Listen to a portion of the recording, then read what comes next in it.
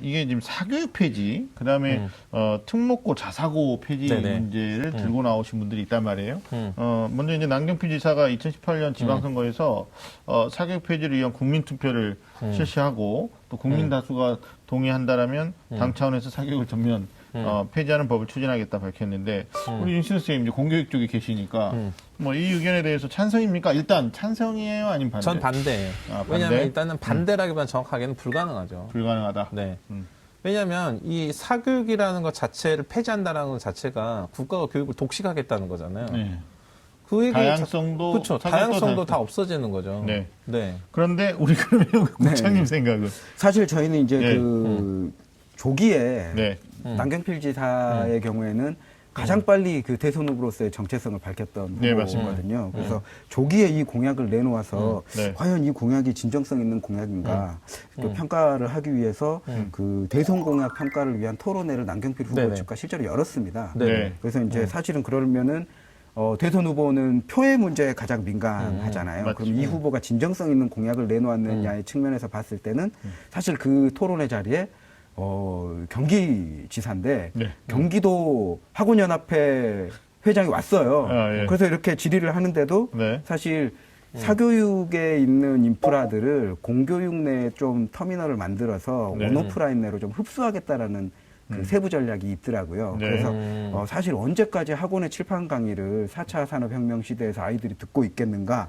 이런 이야기를 하면서 어차피 현재의 학원 운영 방식은 도태되게 되어 있으니까 우리가 만들어 놓는 인프라대로 들어와서 함께 공교육을 만들어 가자 이런 네. 제안을 할 정도로 진정성은 있어 보이더라고요. 네네. 그런데 이제 중요한 것은 사실은 사교육 문제에 너무 고통을 겪고 있고 자녀 2명만 중고등학생 자녀 2명 있으면 사실 평균적으로 150만 원 정도 사교육비를 쓸 정도로 돈이 많이 들어요. 네, 지금 비용에 있어서 또 그 노년을 대비할 수 없을 정도로 또 에듀푸어가 생기는 문제를 양산하고 있을 정도로 좀 심각한 문제이기 때문에 입시 경쟁을 위한 사교육이라면 아까 이제 윤신혁 선생님께서 말씀하신 그런 다양성을 위한 사교육 말고 네. 입시 경쟁을 위해서 획일화되어 있어 달리는 사교육이라면 이제 누군가 와서 과감하게 폐지를 논했으면 좋겠다라는 희망은 있어요. 네. 근데 이제 문제는 사교육을 폐지했을 때 그러면은 교육의 다양성이 보장이 될 것인가? 그러면은 공교육이 훨씬 내실화 있게 운영이 돼야 될 텐데 네. 이런 부분을 담보할 수 있는 공약을 함께 제시해야 되는 것이거든요. 네. 그런데 이제 이런 부분들까지는 완벽하게 좀 세팅이 안 된 것 같다라는 좀 판단이 들었어요. 그래서 네. 이런 사교육 폐지가 필요한 단계까지 우리 사회가 왔다라는 측면에서는 동의하는데 네. 그러면은 사교육 폐지 이후에 우리 사회의 모습을 만들어갈 만큼 남경필 후보의 공교육 정상화 방안이 내실화 있게 짜여져 있는가 대체 이런 방안이. 부분들에 있어서는 네. 개첩한 수준까지는 아니지만 좀 미흡하다라는 네. 평가가 들고 네. 또 공약에 불협화음이 있는 것이 정시는 또 수능 중심의 정시는 맞아요. 또 확대하겠다라고 이야기하거든요. 맞아요. 또 이 부분은 또 모순이죠. 공교육 정상화는 또 모순된 부분들이 있어요. 그래서 좀 후보 진영에서 전반적으로 좀 사교육 폐지를 앞으로 논할 거면 네. 공교육 내실화 방안을 다듬을 필요가 있겠다라고 좀 보여집니다. 어떻게 보면 공교육을 정상화하겠다. 비정상이니까 정상화하겠다는 얘기를 계속 하시겠죠. 네네. 근데 사실 이제 농담인데 우리가 아까 학제 편제가 일제강점기부터 있었다. 우리가 지금 뭐 6년, 3년, 3년째. 근데 사교육은 사실 고려 강조 때부터 있었잖아요. 그러니까 굉장히 유구한 역사를 그 이전에도 있었죠. 그 이전에도 이전부터. 있었을 거고. 네. 그러니까 뭐 우리가 기억하는 범위 안에서. 그러니까 이게 사교육을 단순히 무조건 폐지해버릴 거야. 그러면 또 이런 얘기도 나온단 말이에요. 여기에도 분명히 여기서 녹을 먹고 있는 사람들이 있다라는 거죠.